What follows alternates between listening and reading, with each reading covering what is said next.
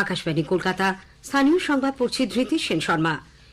বিশেষ খবর হল 2025-26 কেন্দ্রীয় বাজেটে 12 লক্ষ টাকা পর্যন্ত বার্ষিক আয়ে সম্পূর্ণ কর ছাড়ের প্রস্তাব করা হয়েছে। প্রবীণ নাগরিকদের জন্য কর ছাড়ের ঊর্ধ্বসীমা 50,000 টাকা থেকে বাড়িয়ে 1 লক্ষ টাকা করার কথা ঘোষণা কেন্দ্রীয় অর্থমন্ত্রীর। ব্যক্তিগত আয়কর দাতাদের আপডেটেড রিটার্ন জমা দেওয়ার মেয়াদ 2 বছর থেকে বাড়িয়ে করা হচ্ছে 4 বছর। বিমার ক্ষেত্রে প্রত্যক্ষ বিদেশি বিনিয়োগ 74% থেকে বাড়িয়ে 100% করা হবে। কিষাণ ক্রেডিট কার্ডে 5 লক্ষ টাকা পর্যন্ত ঋণদানের সুবিধে। 36টি জীবনদায়ী ক্যান্সার ও দুরারোগ্য অসুখের ওষুধকে পুরোপুরি সীমা শুল্ক মুক্ত করা হলো। এমএসএমইর ক্ষেত্রে ঋণ গ্যারান্টির পরিমাণ 5 কোটি থেকে বেড়ে 10 কোটি টাকা হচ্ছে। স্টার্টআপের ক্ষেত্রে এই হার 10 কোটি থেকে হচ্ছে 20 কোটি। প্রধানমন্ত্রী নরেন্দ্র মোদী এই বাজেট প্রস্তাবকে স্বাগত জানিয়েছেন। অন্যদিকে বিরোধীরা বাজেটের সমালোচনা করেছে। নবম দুয়ারে সরকার কর্মসূচির শেষ দিনে রাজ্য জুড়ে আজ 12,446টি শিবিরের আয়োজন করা হয়। মহাকুম্ভে রাজ্যের পুণ্যার্থীদের সহায়তায় রাজ্য সরকার 24 ঘন্টার কন্ট্রোল রুম চালু করেছে।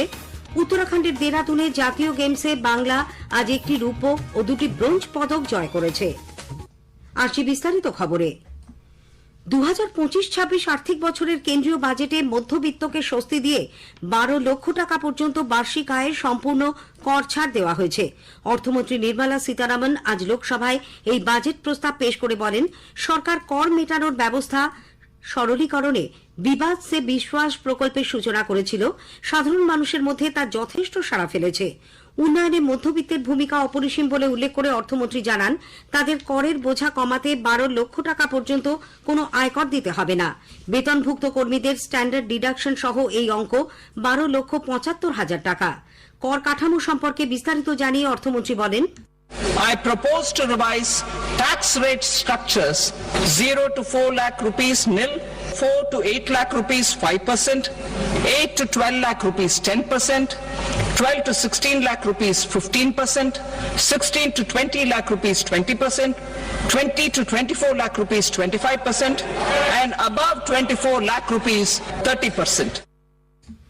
প্রবীণ নাগরিকদের জন্য ট্যাক্স ডিডাকশন লিমিট বা কর ছাড়ের ঊর্ধ্বসীমা 50,000 থেকে বাড়িয়ে 1 লক্ষ টাকা করার কথাও ঘোষণা করেন অর্থমন্ত্রী। পরোক্ষ করের ক্ষেত্রে 7 ধরনের ট্যারিফ রেট তুলে নেওয়া হচ্ছে। রাজস্ব ঘাটতির হার মোট অভ্যন্তরীণ উৎপাদন জিডিপির 4.4% হবে বলেও তিনি জানান। ব্যক্তিগত আয়কর দাতাদের আপডেটেড রিটার্ন জমা দেওয়ার মেয়াদ 2 বছর থেকে বাড়িয়ে 4 বছর করা হচ্ছে। আগামী সপ্তাহে নতুন আয়কর বিল পেশ করা হবে বলেও অর্থমন্ত্রী জানিয়েছেন।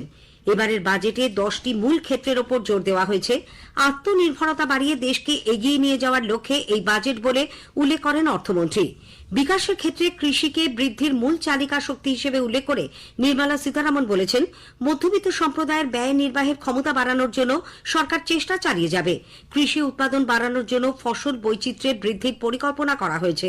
গ্রামীণ অর্থনৈতিক বিকাশে মহিলা, দরিদ্র এবং প্রান্তিকতম কৃষকদের ভূমিকাকে উল্লেখ করে অর্থমন্ত্রী বলেন, শাকসবজি এবং ফসলের উৎপাদন বৃদ্ধির জন্য অন্তর্ভুক্তিমূলক প্রকল্পের ওপর জোর দিচ্ছে সরকার।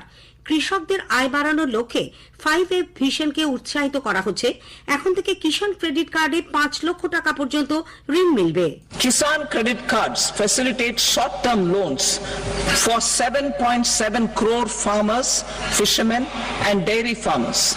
The loan limit under modified interest subvention scheme will be enhanced from 3 lakh rupees to 5 lakh rupees for loans taken through the KCC. অর্থমন্ত্রী তার বাজেট প্রস্তাবে প্রধানমন্ত্রী ধনধান্য কৃষি যোজনার সূচনার কথাও উল্লেখ করেন।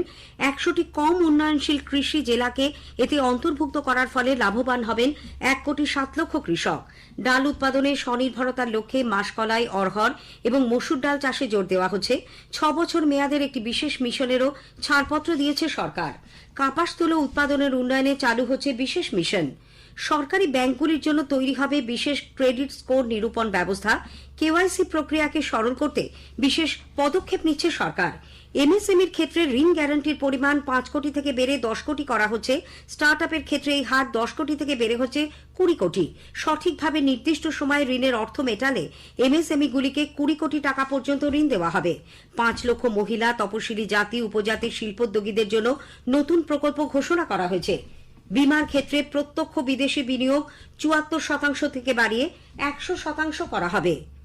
বাজেট প্রস্তাবে অর্থমন্ত্রী জানান, লিথিয়াম আয়ন ব্যাটারি সহ বেশ কয়েকটি সামগ্রীর ওপর কর ছাড় দেওয়া হবে। এর ফলে দাম কমবে মোবাইলের ব্যাটারির। এলসিডি এলইডি টিভি তৈরিতে উৎসাহ দিতে ছাড়ের ঘোষণা সরকারের। জাহাজ নির্মাণে কাঁচা মালের ওপর ছাড়ের পরিমাণ বাড়ানো হয়েছে।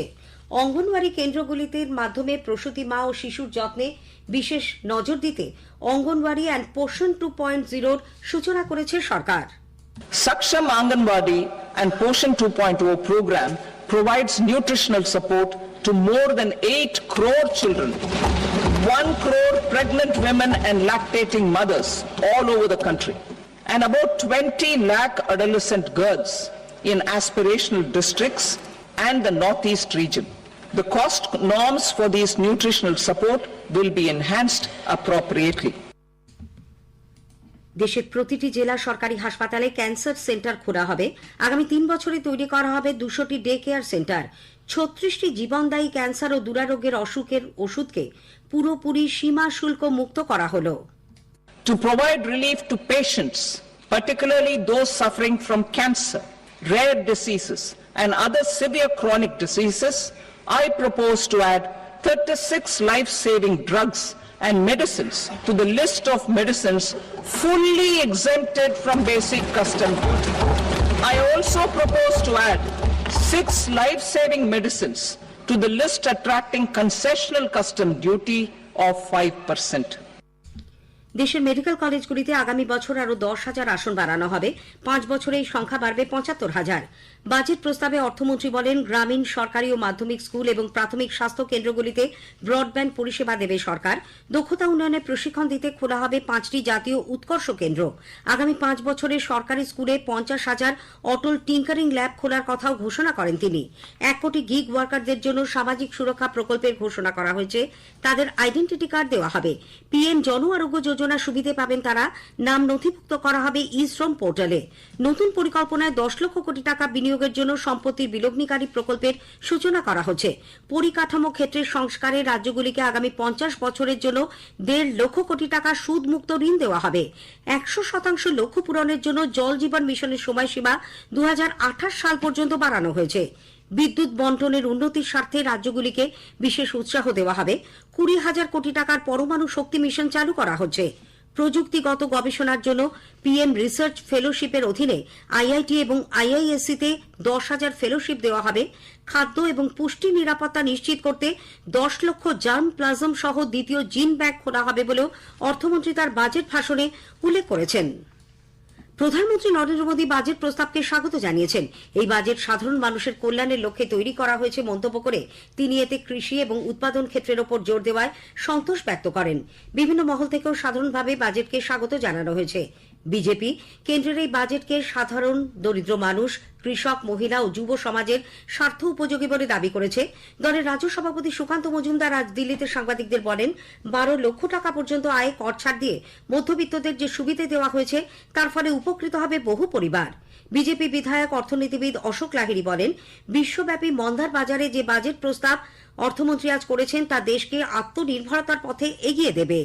অর্থমন্ত্রী নির্মলা সীতারমণ যেটা করেছেন, যে উনি আমাদের দীর্ঘমেয়াদী যে আশা আকাঙ্ক্ষা রয়েছে বিকশিত ভারত, সেটাও নিয়ে আবার এখনকার যা প্রয়োজন এবং মানুষের যে দাবি সেগুলো পূরণ করার চেষ্টা করেছেন। একটা সন্তুলন করেছেন, যোগান আর চাহিদার দিকে দুদিকেই মন দিয়ে উনি অনেকগুলো নীতি ঘোষণা করেছেন। তার মধ্যে মধ্যবিত্তের জন্য যেটা রয়েছে সেটা হচ্ছে ট্যাক্সের রেট কমানো হয়েছে। আমার মনে হয় এই বাজেটকে আমাদের স্বাগত করা উচিত। অন্যদিকে বিরোধীরা বাজেটের সমালোচনা করেছে। মুখ্যমন্ত্রীর প্রধান আর্থিক উপদেষ্টা রাজ্যের প্রাক্তন অর্থমন্ত্রী অমিত মিত্র অভিযোগ করেছেন, এই বাজেটে যুব সমাজ, মহিলা ও কৃষকদের স্বার্থ উপেক্ষিত হয়েছে। তৃণমূল কংগ্রেস নেতা অভিষেক বন্দ্যোপাধ্যায় বলেছেন, বাংলাকে বঞ্চনা করা হয়েছে বাজেটে। বাংলা যখন 18টা সাংসদ জিতিয়ে পাঠিয়েছিল তখনও বাংলায় কিছু দেয়নি।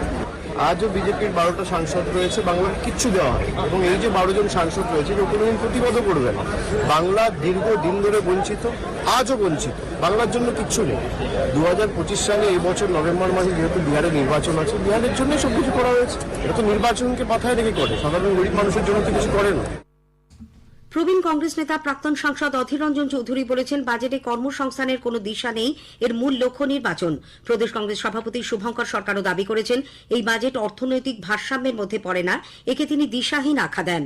ভারতের আয়কর দেন মাত্র 3% মানুষ। আয়কর কাঠামোর পরিবর্তন করে ভোট জেনারেট করা যায় না। ফান্ডামেন্টাল পরিবর্তন দরকার, যাতে নিম্নবিত্তের হাতে কাজের সুযোগ আসে। সেই ব্যাপারটা একেবারে এখান থেকে উধাও, এবং দেখা যাচ্ছে যে স্থায়ী হচ্ছে ইনকাম তৈরি করার লক্ষ্য কিন্তু কিছু নেই, এবং এক কথাতেই বলা যেতে পারে যে এটা দিশাহীন বাজেট।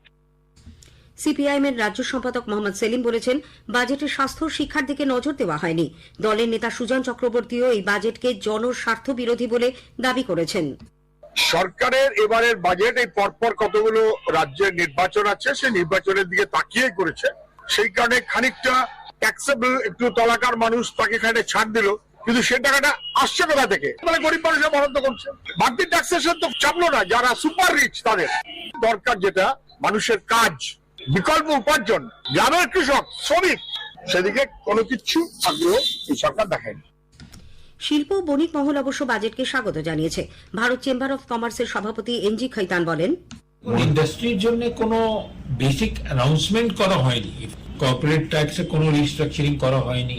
যে আপনার যে সানসেট ক্লজ ছিল, যে নিউ ইন্ডাস্ট্রিকে they will pay, only manufacturing companies will pay 15% tax, ওটা যে এক্সপায়ার করে গেল 2024-এ, আমরা এক্সপেকটেশন করেছিলাম কি সেটা ওরা রিভাইভ করবে আর দেবে, সেটা কিছু অ্যানাউন্স করা হয়নি।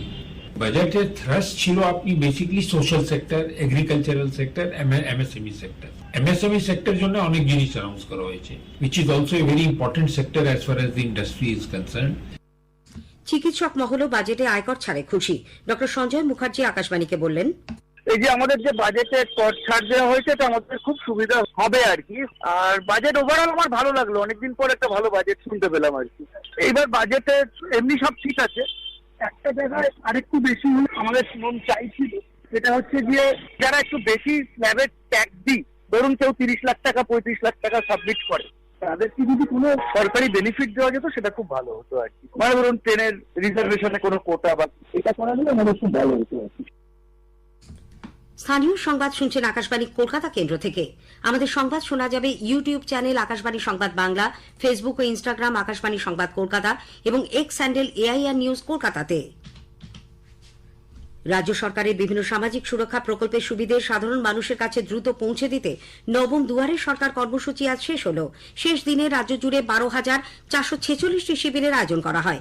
গত 24শে জানুয়ারি থেকে শুরু হয় কর্মসূচিতে আজ পর্যন্ত 1,06,840টি শিবিরের আয়োজন করা হয় বলে সরকারিভাবে জানানো হয়েছে। এই কর্মসূচির মাধ্যমে যে 37টি প্রকল্পের সুবিধে পাওয়ার জন্য আবেদনপত্র জমা পড়েছে, আগামী 28শে ফেব্রুয়ারির মধ্যে সেগুলি খতিয়ে দেখে উপভোক্তাদের কাছে তা পৌঁছে দেওয়া হবে। মহাকুম্ভে পদপিষ্ট হয়ে প্রাণহানির ঘটনার প্রেক্ষিতে রাজ্যের পুণ্যার্থীদের সহায়তায় রাজ্য সরকার 24 ঘন্টার কন্ট্রোল রুম চালু করেছে। এর নম্বর হল 03322143526 এবং 1070। প্রয়াগরাজের মহাকুম্ভ মেলায় গিয়ে যে কোনো বিপদে পড়লে রাজ্যের বিপর্যয় মোকাবিলা ও অসামরিক প্রতিরক্ষা দপ্তরের নিঃশুল্ক এই হেল্পলাইনে যোগাযোগ করা যাবে। সরকারের পক্ষ থেকে আজ এক বিজ্ঞপ্তিতে একথা জানানো হয়। উল্লেখ্য, প্রয়াগরাজের মহাকুম্ভে পদপিষ্ট হওয়ার ঘটনায় এ পর্যন্ত এ রাজ্যের 5 জনের মৃত্যুর খবর পাওয়া গেছে। রাজ্য পুলিশে আবারও কিছু রদবদল করা হয়েছে। ব্যারাকপুর পুলিশ কমিশনারেটের নতুন কমিশনার হলেন অজয় কুমার ঠাকুর। এতদিন এই পদে ছিলেন অলোক রাজোরিয়া, তাকে রাজ্য পুলিশের ডিআইজি ট্রাফিক করা হয়েছে। অন্যদিকে অজয় কুমার ঠাকুর এতদিন কারেকশনাল সার্ভিসের ডিআইজি ছিলেন। রাজ্য পুলিশের পুলিশ সুপার ট্রাফিক রাজনারায়ণ মুখার্জিকে স্টেট আর্মড পুলিশ ফোর্সের কমান্ড্যান্ট করা হল। পুলিশ প্রশাসনের পক্ষ থেকে আজ এই মর্মে এক বিজ্ঞপ্তি জারি করা হয়। পূর্ব রেলের শিয়ালদা ডিভিশনের কাকুরগাছি বালিগঞ্জ শাখায় কাকুরগাছি ও বালিগঞ্জে ইলেকট্রনিক ইন্টারলিকিং সিস্টেম চালুর জন্য আজ থেকে আগামী সোমবার 3রা ফেব্রুয়ারি ভোর 4টে পর্যন্ত বেশ কিছু ট্রেন চলাচল নিয়ন্ত্রণ করা হচ্ছে। এদিকে উত্তরবঙ্গের সঙ্গে কলকাতা সহ মুর্শিদাবাদের সংযোগকারী বহরমপুরে ভাগীরথী নদীর ওপর থাকা রামেন্দ্র সুন্দর ত্রিবেদী সেতু সংস্কারের জন্য আজ রাত থেকে 12 ঘন্টা যান চলাচল বন্ধ থাকবে। যুব ভারতী ক্রীড়াঙ্গনে আজ আইএসএল ফুটবলে মোহনবাগান সুপার জায়ান্ট ও মোহামেডান স্পোর্টিং মুখোমুখি। শেষ পাওয়া খবরে জানা গেছে মোহনবাগান 2-0 গোলে এগিয়ে। উত্তরাখণ্ডের দেরাদুনে আজ জাতীয় গেমসে বাংলা একটি রূপ ও 2টি ব্রোঞ্জ পদক জয় করেছে। পুরুষদের ভারোত্তোলনে 81 কেজি বিভাগে অচিন্ত শিউলি 313 কেজি ওজন তুলে রূপ জিতেছেন। শুটিংয়ে 10 metre air rifle mixed team ইভেন্টে অভিনব সাউ ও ইস্মিতা ভাওয়াল ব্রোঞ্জ পেয়েছেন। পুরুষদের খোখোয় বাংলা কেরালাকে হারিয়ে ব্রোঞ্জ পদক লাভ করেছে। ইডেনের রঞ্জি ট্রফি ক্রিকেটের গ্রুপ লিগ পর্বের শেষ ম্যাচে বাংলা পাঞ্জাবকে 1 ইনিংস ও 13 রানে হারিয়ে দিয়েছে। তবে ম্যাচ জিতলেও বাংলা কোয়ার্টার ফাইনালে খেলার যোগ্যতা অর্জনে হয়েছে। শেষ করার আগে স্থানীয় সংবাদের বিশেষ কিছু অংশ আরো একবার। 2025-26 কেন্দ্রীয় বাজেটে 12 লক্ষ টাকা পর্যন্ত বার্ষিক আয়ের সম্পূর্ণ কর ছাড়ের প্রস্তাব করা হয়েছে। প্রবীণ নাগরিকদের জন্য কর ছাড়ের ঊর্ধ্বসীমা 50,000 টাকা থেকে বাড়িয়ে 1 লক্ষ টাকা করার কথা ঘোষণা কেন্দ্রীয় অর্থমন্ত্রীর। বিমার ক্ষেত্রে প্রত্যক্ষ বিদেশি বিনিয়োগে 74% থেকে বাড়িয়ে 100% করার প্রস্তাব। কিষাণ ক্রেডিট কার্ডে 5 লক্ষ টাকা পর্যন্ত ঋণদানের সুবিধে। 36টি জীবনদায়ী ক্যান্সার ও দুরারোগ্য অসুখের ওষুধকে পুরোপুরি সীমা শুল্ক মুক্ত করা হয়েছে। স্থানীয় সংবাদ শেষ হলো।